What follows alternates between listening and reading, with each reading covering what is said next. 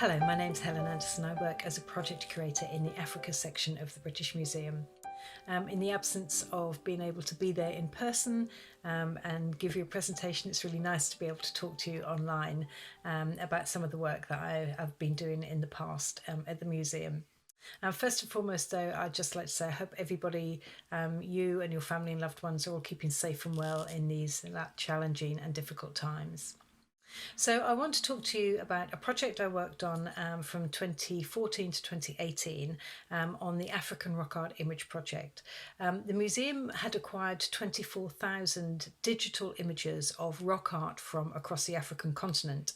These were donated to the museum by David Coulson, who is a professional photographer by trade, and he had set up in the Trust for African Rock Art in 1996 with his colleague and friend Alec Campbell, and Alec was the founder and director of the National Museum in Botswana. So David and Alec travelled extensively across the African continent over a 20 plus year period, documenting these rock art sites and what in many areas now is endangered cultural heritage.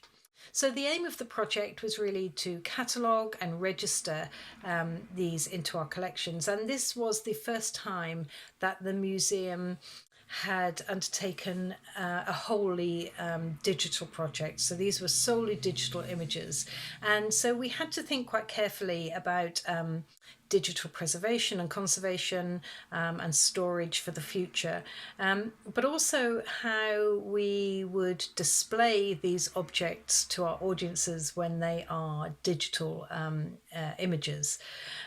So the website was our really main tool for doing this, and also a place where we could put the meat on the bones of these images, really discuss the context of these rock art images.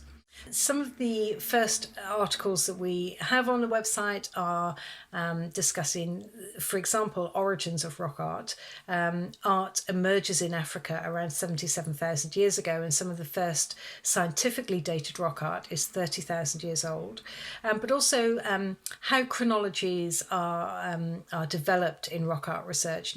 Rock art is notoriously difficult to date, and so how we look at different chronologies based on style and subject matter. But also how rock art is made, the different techniques of production, the different tools that are used, and the different pigments that can be used as well.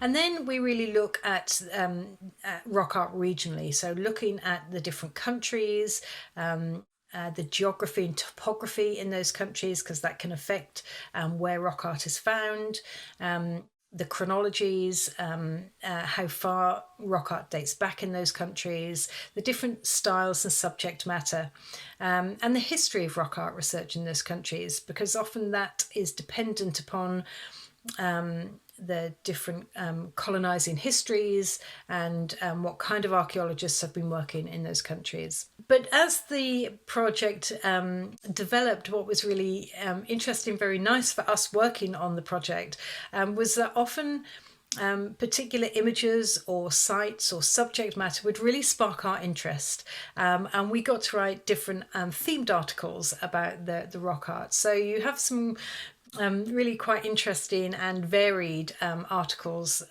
such as we have chariots in rock art, images of fish in the Sahara, hairdressing in the Caucasus Mountains in Libya, the domestication of the horse, camels, rhinos, Libico-Berber script.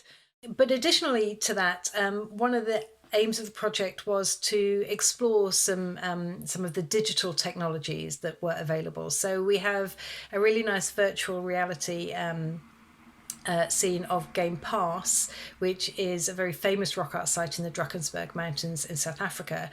So you can walk up to Game Pass and look at the images, and if you click on images, it will give you some detailed annotations of what the images mean in that particular region. And we also have a nice film of called The Green Sahara.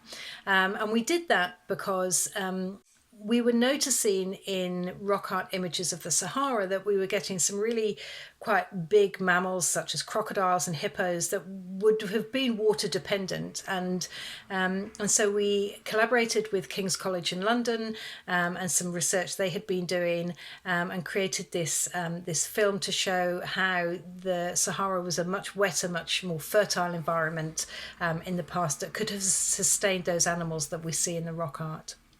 And just finally, as a legacy of the project, we have a forthcoming exhibition that hopefully will open at the end of this year on some rock art from Nigeria. These are stone monoliths, carved stone monoliths, some of which date back hundreds of years.